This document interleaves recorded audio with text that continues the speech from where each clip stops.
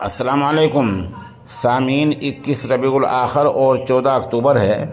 ख़बर का उन्वान है राहुल गांधी चंडीगढ़ पहुँचे हैं, जहां वो आईपीएस अफसर वाई पूरन कुमार की अहलिया और दीगर घर वालों से मुलाकात कर रहे हैं। आपको पता है कि हरियाणा के सीनियर आईपीएस अफसर वाई पूरन कुमार के खुदकुशी को आज एक हफ्ता गुजर चुका है, लेकिन अभी तक लाश का पोस्टमार्टम नहीं हुआ है।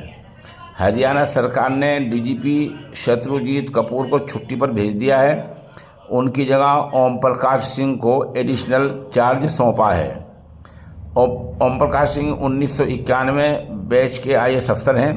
उनका इसी साल 31 दिसंबर को रिटायरमेंट भी है। इधर आईपीएस अफसर की आईएएस एहलिया अमनीत पी कुमार डीजीपी शत्रुजीत कपूर को ओहदे से हटाने और रोहतक के एसपी रहे नरेंद्र बिजरानिया समेत दीगर मुलजिमों की गिरफ्तारी की मांग पर अड़ी हुई है। सरकार ने पहले ही बिजरानिया को हटा दिया था और उन्हें कहीं अभी पोस्टिंग भी नहीं हुई है।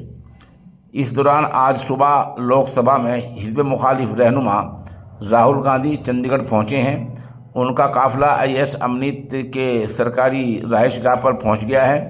वे आईपीएस पूरन कुमार के ख़ानदान से मिल रहे हैं। उनके साथ हरियाणा के साबिक वज़ीर आला भूपेंद्र सिंह हुड्डा और सिरसा से एमपी कुमारी शैलजा भी मौजूद हैं।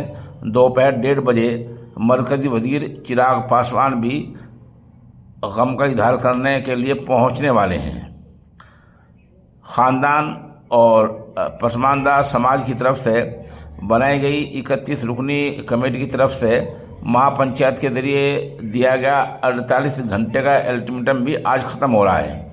कमेटी ने मुलजिमों पर कार्रवाई न करने पर बड़ा आंदोलन और बड़ी तहरीक चलाने की धमकी दे रखी है, वार्निंग दे रखी है। इस दरमियान वज़ीर आला नायब सिंह सैनी ने 17 अक्टूबर को सोनीपत में मुजव्वदा वज़ीर आज़म का दौरा रद्द होने के बाद अपना दिल्ली दौरा भी मुलतवी कर दिया है। पीर को मरकज़ी राज्य मंत्री वज़ीर ममलकत रामदास उठावले भी ख़ानदान को मनाने पहुँचे थे। इसके बाद उन्होंने वज़ीर आला नायब सैनी से 40 मिनट तक मुलाकात की। मीटिंग के बाद अठावले ने कहा कि वज़ीर आला ने यकीन दिलाया कि मुलजिमों पर कार्रवाई होगी, लेकिन पहले पोस्टमार्टम कराना ज़रूरी है।